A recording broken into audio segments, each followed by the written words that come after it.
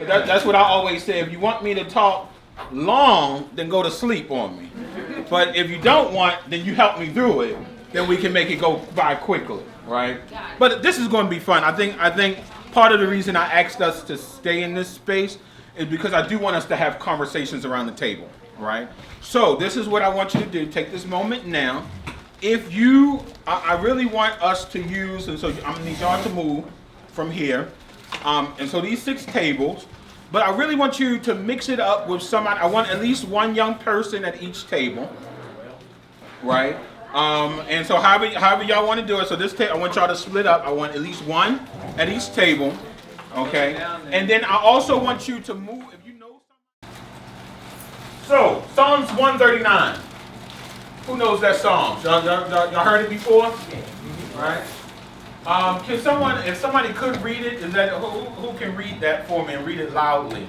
If you can see that for me. Oh Lord. Oh Lord, you have searched me and known me. You know when I sit down and when I rise up. You discern my thoughts from far away. You search out my path and my lying down, and are acquainted with all my ways. Even before a word is on my tongue, oh Lord, you know it completely. You hem me in behind and before, and lay your hand upon me. Keep going. I got 3 more there. For it was you who formed my inward parts. You knit me together in my mother's womb. I praise you, for I am fearfully and wonderfully made. Wonderful are your works that I know very well. My frame was not hidden from you when I was being made in secret, intricately woven in the depths of the earth. If your eyes beheld my unformed substance.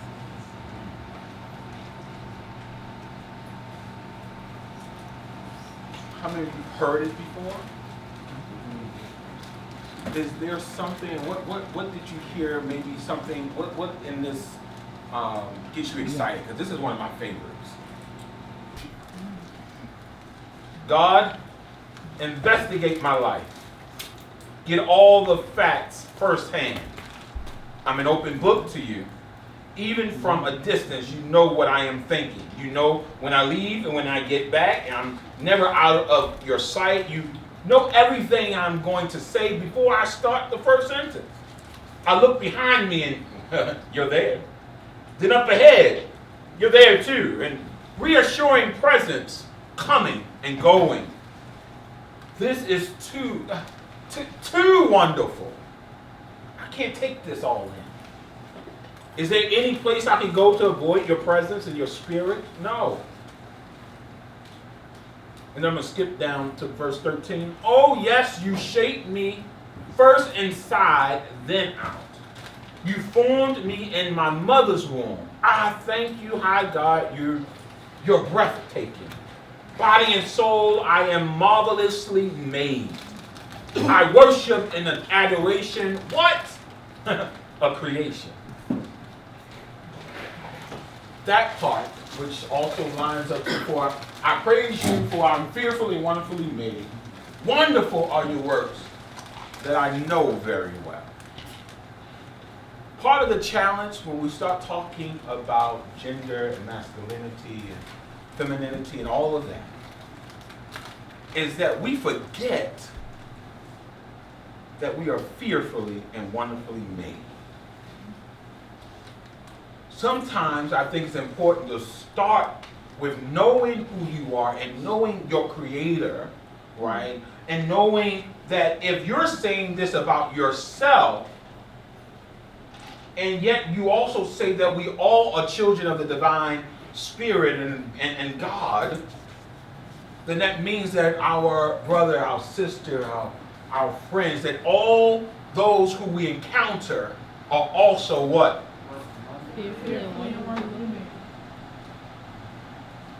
So we're going to talk about what it means to be wonderfully made. And how do we go about that together as a community. So, there are 3 words, and I'm not going to, I'll actually give you And I'll provide also the slides so that you all have it, and I'll get the notes too so that you have sort of the definitions there. But there are these three words: masculinity. When we hear the word masculinity, what can someone define that?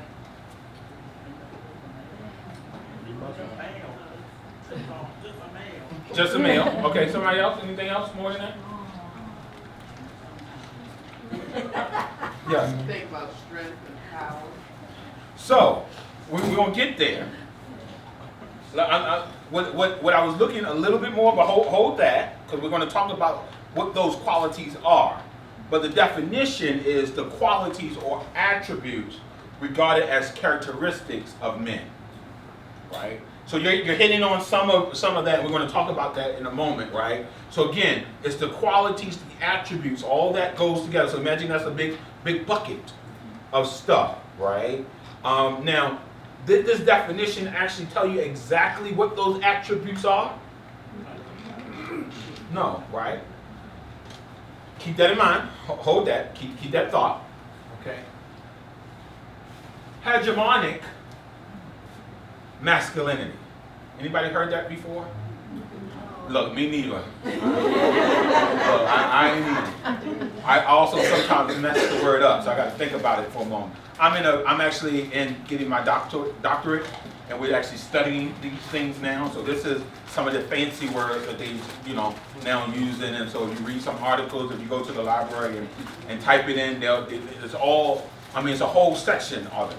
But what it is simply this: is that it says the practice that legitimizes men's dominant position in society and justifies the subordination of the common male population and women, and justifies the marginalization of others. Right? So in other words, They got the power. right, exactly. Say it again. They got the power. They got the power, right? So hegemonic masculinity is that picture of power, that powerful man, right? Whatever those characteristics that we see as that and us, come on, black folks, we all, our word, the man, right? Yeah. Right? When you think of the man, that's what this is actually referring to.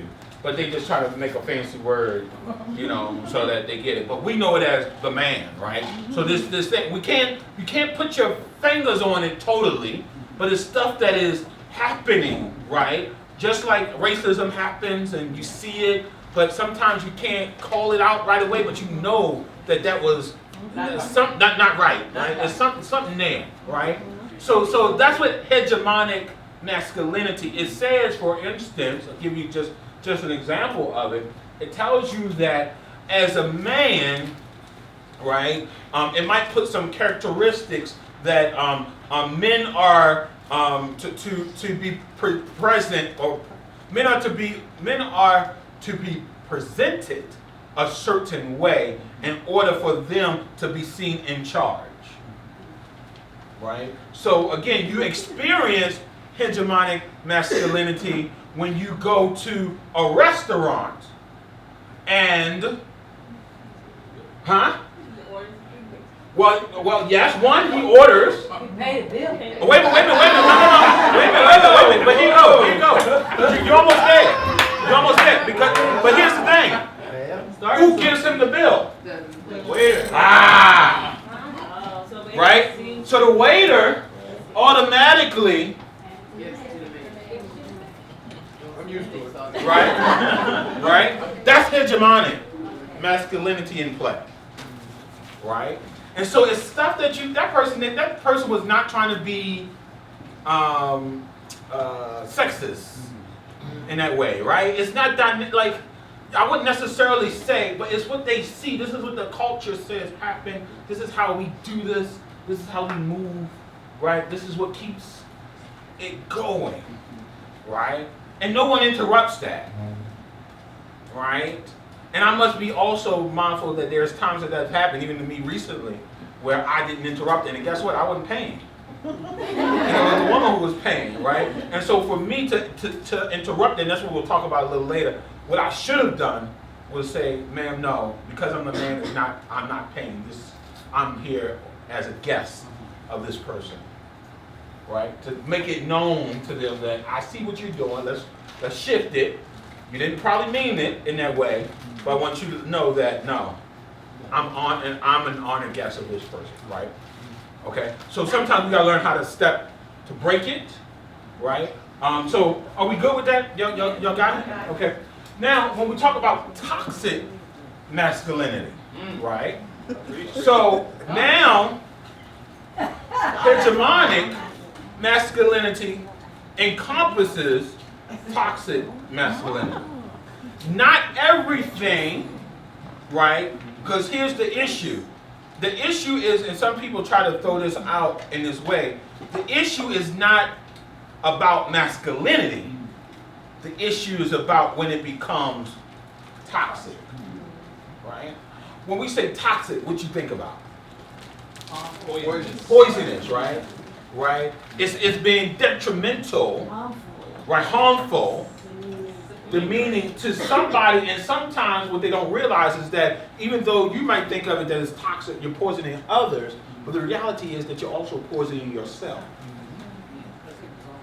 Right? Yeah, it's there. Right? And so some of the work that you're going to do, and what we're going to talk about in a moment, is toxic masculinity. So these three pictures that I pulled, when I typed, which word do you think, when I typed in Google, out of these three, which word do you think these were the first three pictures that showed up? Like matching to the picture? No, they're not matching. No, they're not matching at all. I put in one of these words, or one of these phrases, and right. No, it's not a match. What I'm saying is, let me tell you. What I'm saying is, I put in Google this. I put this phrase, or I put that phrase, or I put that phrase. And whichever phrase it was, it gave me these three pictures all at the same time. So it's not a match. Right? I would say masculinity. Masculinity. Because all that other will come under that. Hegemonic. Everybody say it with me. Hegemonic. Help me out. Then there's another way that is hegemony is when it's Hegemony. So there's another way of reframing it. This hegemony, and I messed that one up too. But yes. So which one did you say? Hegemonic? I think masculinity. Masculinity? The second one? Okay. So what ends up happening, and so I think, yes, you were right. It was the first one actually, masculinity, right? Because what ends up, and this is the interesting thing, is these are the pictures of what we consider and of what gets the most votes in essence of what it means to be masculine. Right? Just keep the pictures in mind. Keep the pictures, and we're going to come back. So, toxic masculinity, right, tells us as men or as boys, it says, can express emotions openly, right? It says you have to be tough all the time, right? And anything others that doesn't seem feminine, like that is off, right? Like no, right? And it doesn't mean, and then I added this, or actually the author added this part, is that we want to be clear that this is not meaning masculine folks only do this. This is when it becomes toxic. Right? However, if we go back to the pictures, right? Going back to the pictures are showing aspects of toxic masculinity, right? And so we're not even getting the fullness of what masculinity is. Do you see what I'm saying? Right? So yes, this is what they typed. When I typed in masculinity, this is what I got. But because of what these are often pushed around in this strong and gotta be this, gotta be the macho man, right? We tend to forget that ends up being more toxic, right? But this is what we see. Got it? I got it. All right, all right. Stay with me, stay with me, stay with me, stay with me. So, now we look at gender. right? Gender as a social construct is what we say, right? Why would we say that gender is a social construct? What does that mean? Because of society. Society created what it is, right?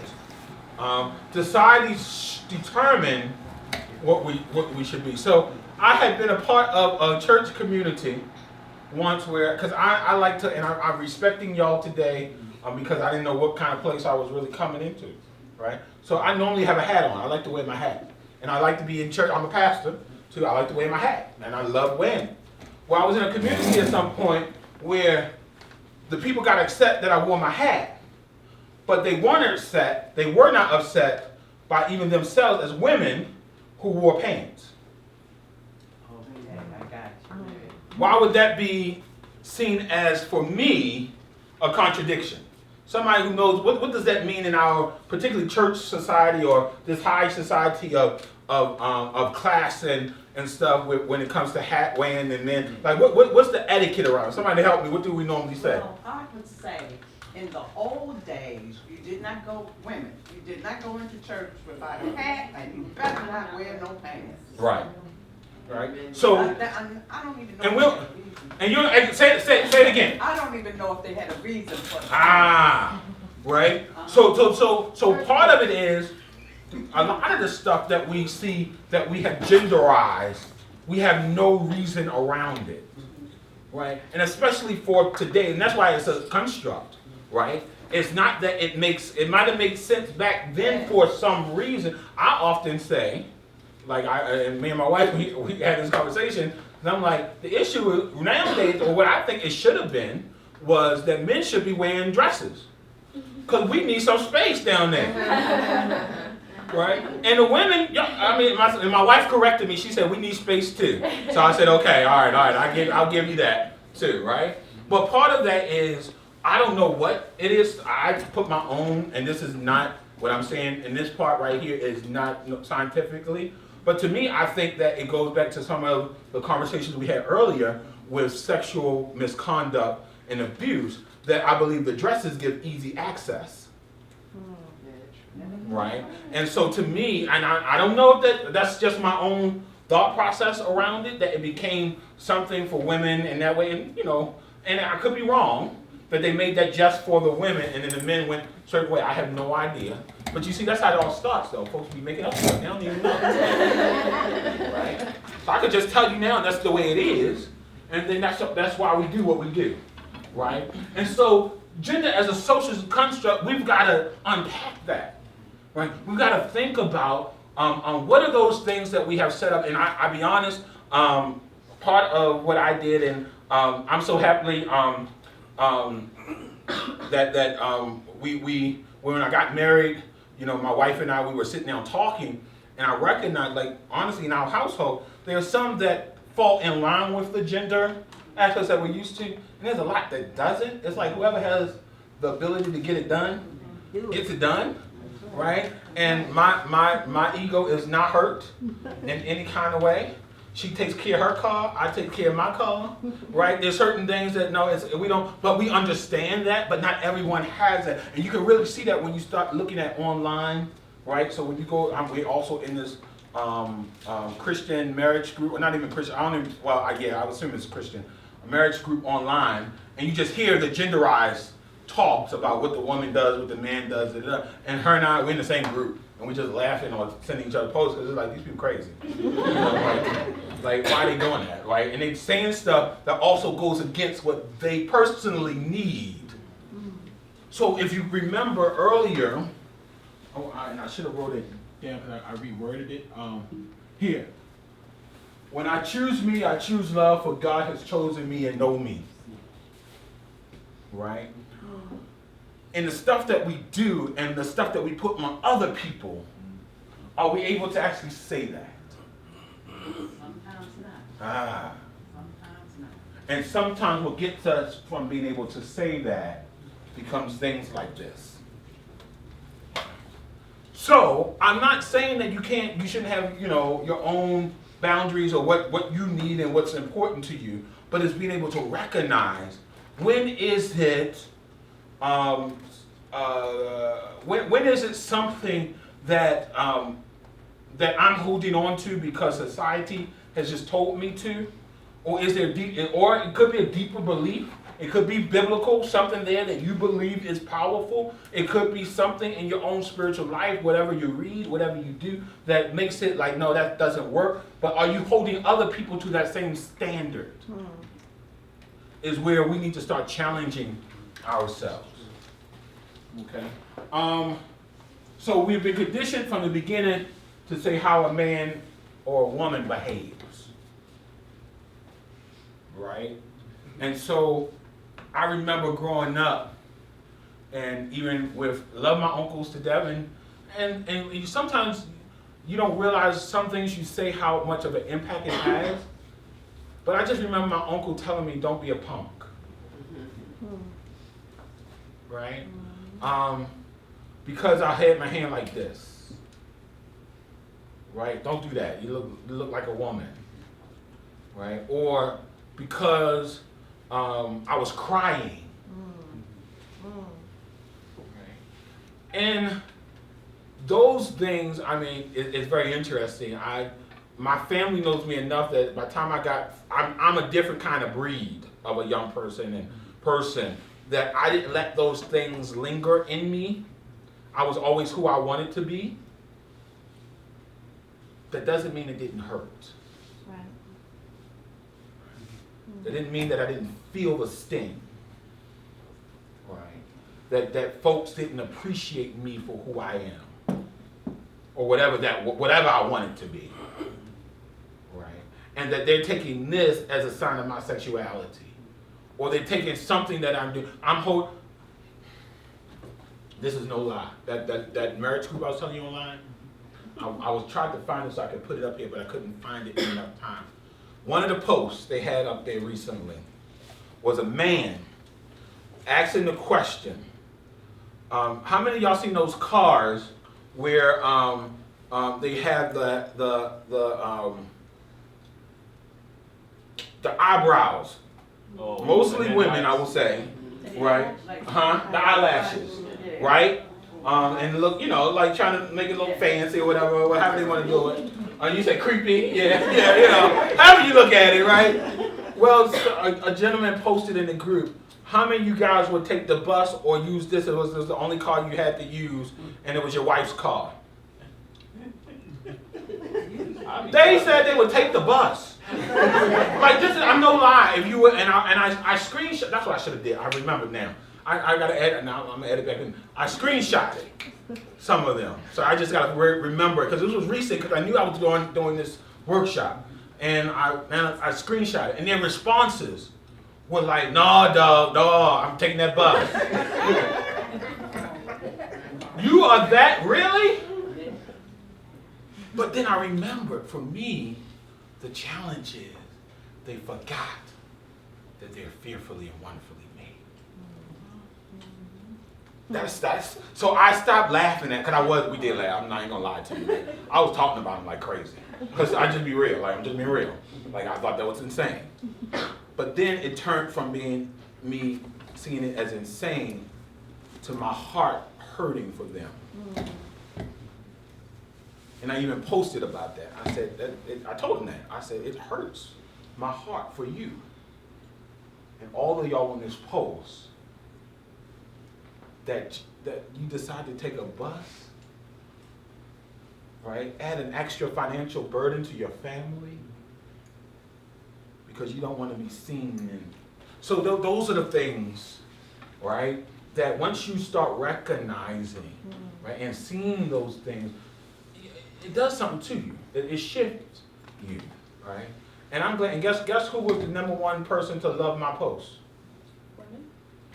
My wife. Who said it? My wife. Right?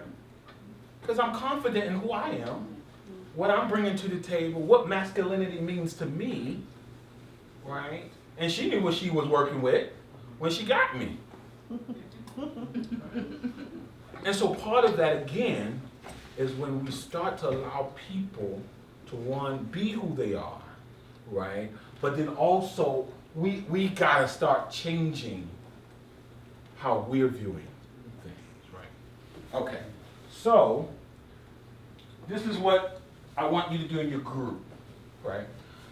Anybody, just take one of the sheets of paper on the table, on the back of it. I just need somebody to jot some notes down, right? So you're gonna make a list, right? Just make a list. And here's your 2 questions. What have you heard about being a man? So here's looks, attires, roles. You can do a side-by-side comparison if you want, or you can just start with the men and start with the women. But I want you to take about, not too long, but about 2 or 3 minutes. So now let's say 5 minutes at the most, so you have time to do both, right? To say what's the world say about what the world says, right? Society says about being a man, about being a woman. You can use just catchphrase, one words. You know, I don't need paragraphs. Don't want paragraphs. Strong for women, pretty and like beautiful. Strong, pretty, beautiful for a woman, and for the man, strong. No, I said that wrong. Man strong, woman pretty, beautiful. Right. Okay. Man in charge, woman passive. In charge for man, passive for woman. Let's take Man, we got superior, and women inferior. superior, inferior. Okay. For men, don't cry, and for women, patient. So for the man, don't cry. For the woman, patience. All right, keep it going. For men, the provider, and for women, caretaker. Provider, caretaker. For men, head of the house, and for women, emotional. Head of the house, emotional. Man hard, woman soft. Hard, soft. For men, we got boisterous, and women, we got silent. Boisterous and silent. Awesome. For men, protector, for women, Okay, so I need you to speak loud so they can hear you. For men, protector, for women, loving. Protector, loving. All right, we're going to do one more round. For men, breadwinner, and for a woman, domestic engineer. Okay. Nesting engineer. Excuse me. Excuse me. All right. For men, powerful, and for women, caregivers. Powerful caregivers, okay. For men, negative when weak. For women, positive. Negative when strong. Ah. Okay, so it seems negative for when you're weak and seems negative when you're strong. I got you. For ah. Nice, okay. Children are the word.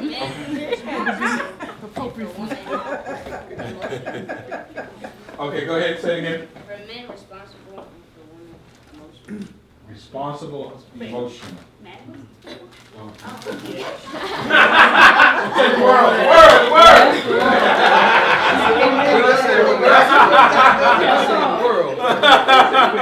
Reality is different. Come on, go ahead. For women, understanding. For men, don't wear apron. Uh-oh. Understanding what? Don't wear apron. So for the, yeah. She forgot the chefs. The chefs. The chefs do, yeah. Okay. Are there any others that you were on your list that you want to just lift up? That weren't lifted? For the man, breadwinner. Okay. I think somebody said that. Somebody said that. Yeah. Anything else not listed that's For the man, gentleman. gentleman? Chivalrous. Oh, okay. Women nurturers. Nurturers. Man, sports fan. Sports fan. As the man. Oh gosh. Aggressive. What did you say? Aggressive. So you actually did. What about the sound? Did y'all think about the sound? No one talks about the sound. Deep voice for man. Not all the time. But the low, right? But the low and high, the pitches, right? So that's why I say using all your senses, right? Right. So when we hear, right, what it sounds like, right? Makes a difference. Yes. Men using foul language versus women non-foul. Right. What's pretty? Look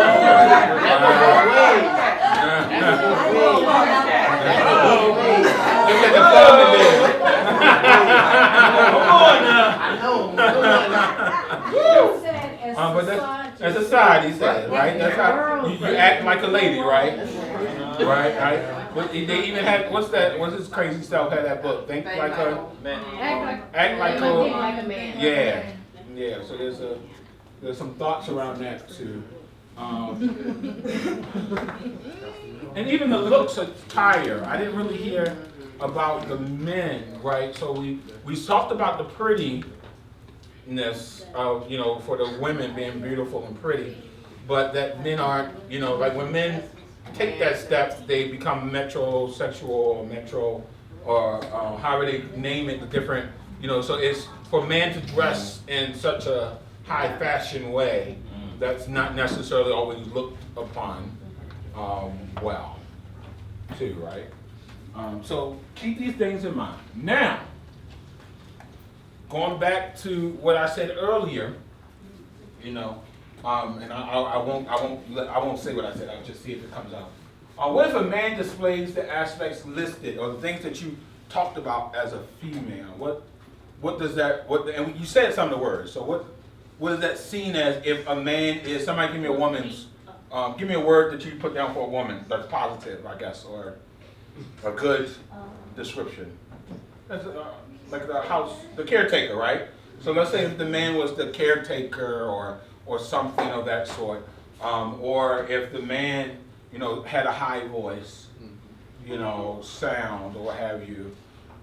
What if that was flipped? What does society say? What happens in that moment? In both ways. Too. Like him being in the house, people staying at home, they start saying, well, he's lazy, he don't want to do anything, instead of going out to work. What kind of man is that? Got his woman out there. Come on, tell it like it is. Tell it like it is. Say what they say. He's weak. That's a real man. There's a real man. Yes. And then they bring scripture in there, man don't work, he shouldn't eat. Then the holy rollers start walking in, right? Holy rollers start coming in. What about the other way with the woman? Some of those things when we talk about the women, what do we hear? Why you so hungry? Your wife can cook?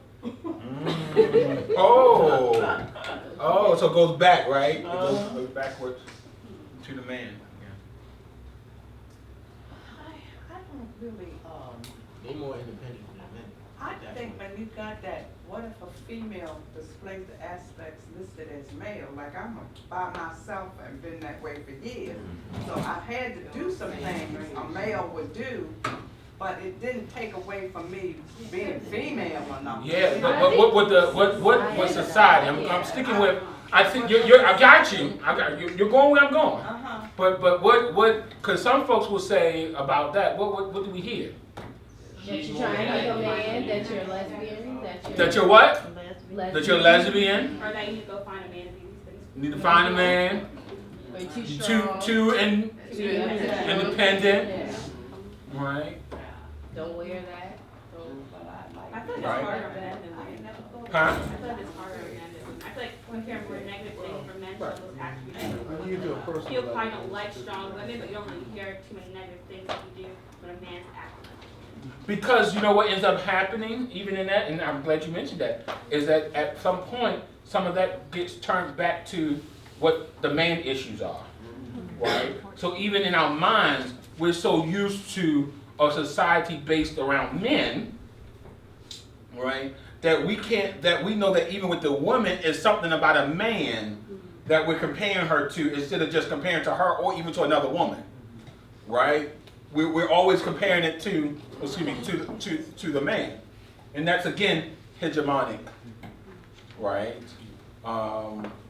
Masculinity aspect working in is that everything that we're comparing to this picture of the man, right? Even when we look at finances and when we look at how much people make and everything, yes, men make more than women, and part of that, in general, is you can look at the history of it to show yes, but then you can also come back and say, hey, there's something in the society that's not making this work, right? It's something bigger than that we don't have the budget, right?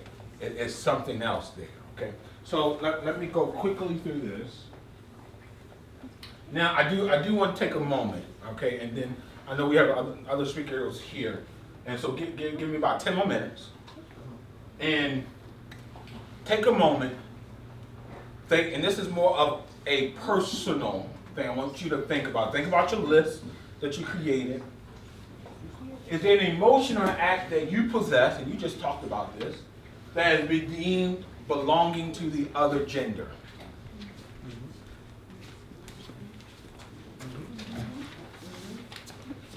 How many women? I want you to take it in for a moment. I just want you to think about your list. You heard all the words that we just heard, right? Right. Think about those.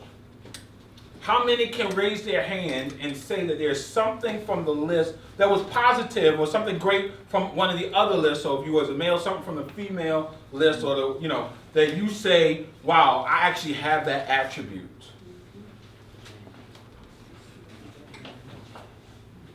All right.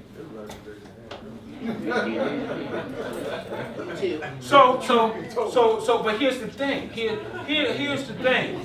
And this is why I asked you to do it, and I appreciate you saying everybody, but sometimes it just takes a moment for people to recognize that part of their identity, and even that hesitation, is something in that hesitation. Let's deal with the hesitation. Right? Because there wasn't, like you right, like there was, wait a minute, what's going on? I'm not the only one? And so that's what I want, that's why we got to this point. It's because I want us to recognize the hesitation. And why the hesitation. Right? You ain't alone in the hesitation. Do you get what I'm laying down? So part of this is dealing with that work. So, I was going to do something with that, but we're going to keep on. I was going to do. I want to just yell out some stuff. Girls love that. Right? So, how do you define a good man? Right? Now, this is important. Right? Now, I know, in looking at the room, right, I'm aware that there are more ladies than males sort of identified in this space, from what we can see. But what happens is, and what I want you all to think about, is that, what's give me your name? Chantal. Chantal mentioned earlier that men have it harder when we were talking about that listing. And I want that's a real thing. And part of that is because we have been set up, the hegemonic masculinity that has been developed has made it so that those of us who don't fit that perfect, let's be honest, white male perspective, right, that we then have to push up against that and not seen as a man unless we can reach those aspects, right? And so when we define a good man, I started differently than what I was thinking of doing when I first was thinking of this, because I was going to start here and end with all the other stuff. But I think that in doing it the way I framed it, when you start to now think of a good man, you should be pulling. If we had more time, we would have walked through this. So I'm just walking you through what I want you to get from it, if you don't mind. Is that okay? Mm-hmm. Okay. Is that if we would have spent time with this, you would have been creating that list of a good man. And you would have compared that with the other list and saw that they're on both sides. Right. Mm-hmm. That's what I want you to see. Right? And so those things you listed as a woman, a good woman, and those things you listed as, how the world sees a woman, how the world sees a man. And when we really get to the bottom of it, what we see as a good man hits both. Right. And that's where we come here at this crossroad. And this is the question for you all. And I'm gonna leave it to y'all to have this conversation when y'all can. Right? How can the church and the community at large support you living up to not my definition of a good man, but yours? Right? And so the speaker earlier today talked about, and I think she ended with some good stuff that the church can do, and she was actually applauding your church community in doing this.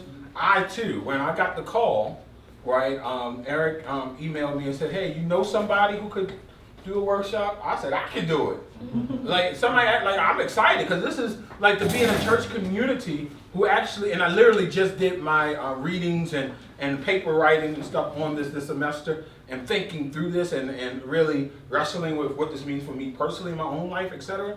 So when I got the call, I was like, man, a church is already beginning to have this kind of conversation.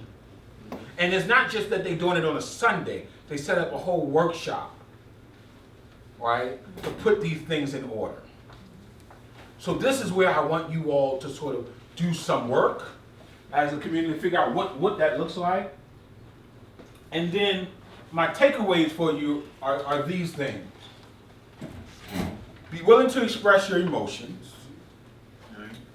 Take time to listen and acknowledge the feelings of others.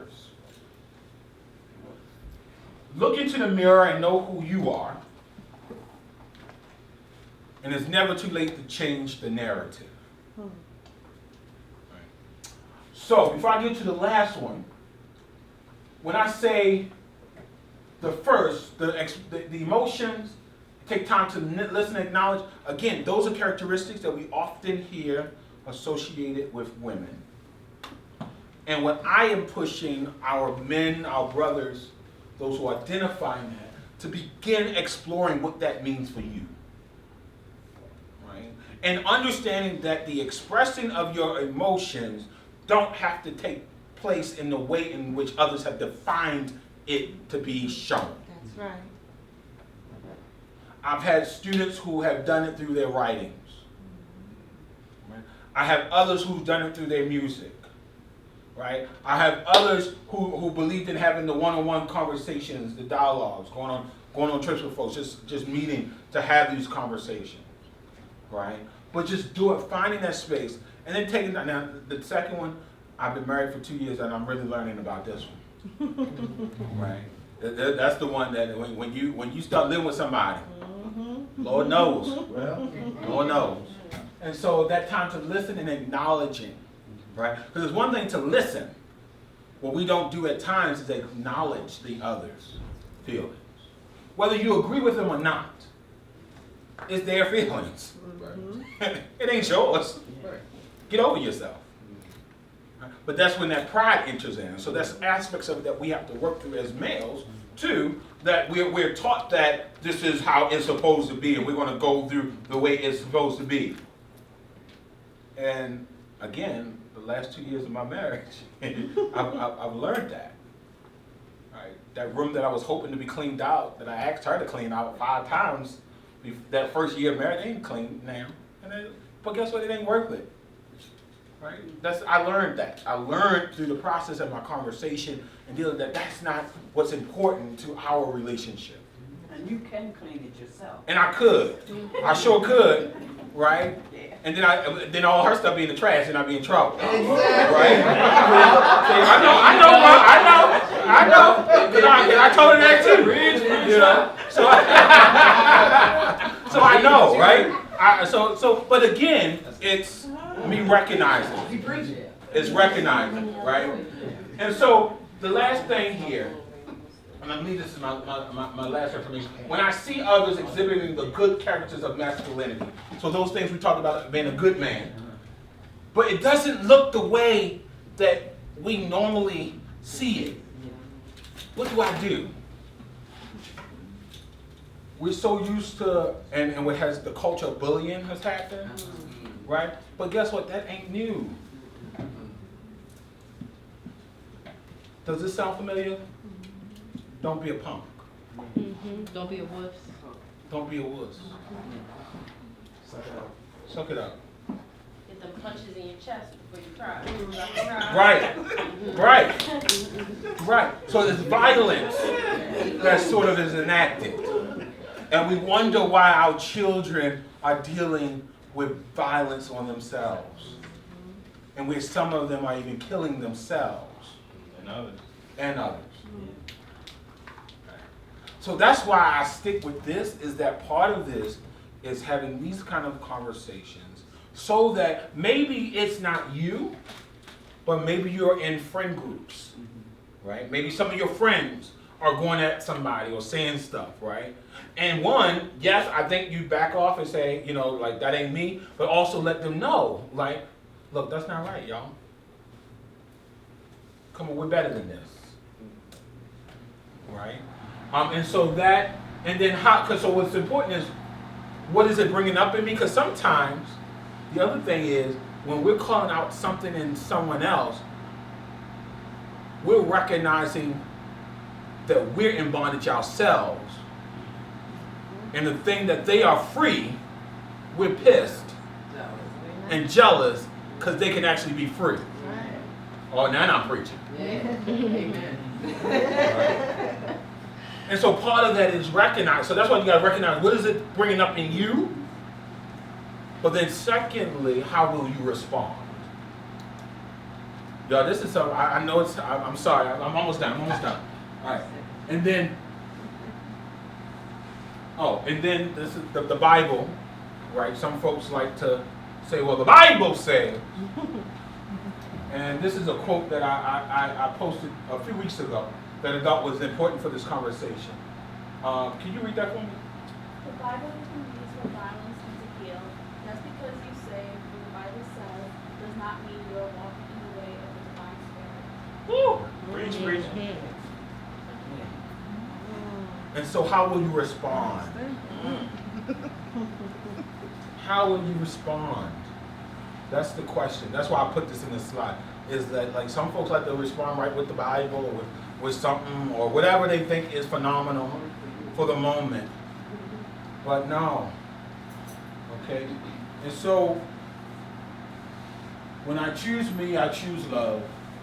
For God has chosen and knows me. And so this is where I ended. Is that even I'm kind, I'm brave, I'm compassionate, I'm loving, I'm smart. Whatever it is about you, right, is what matters. And so as you go into the work week, right, and as you finish this conference time, I hope that this leaves you with some things to think about and how you're responding, but also about your own identity, right? We can't teach what we don't know. And you got to know yourself before you can teach others about themselves. Amen? Amen. Amen.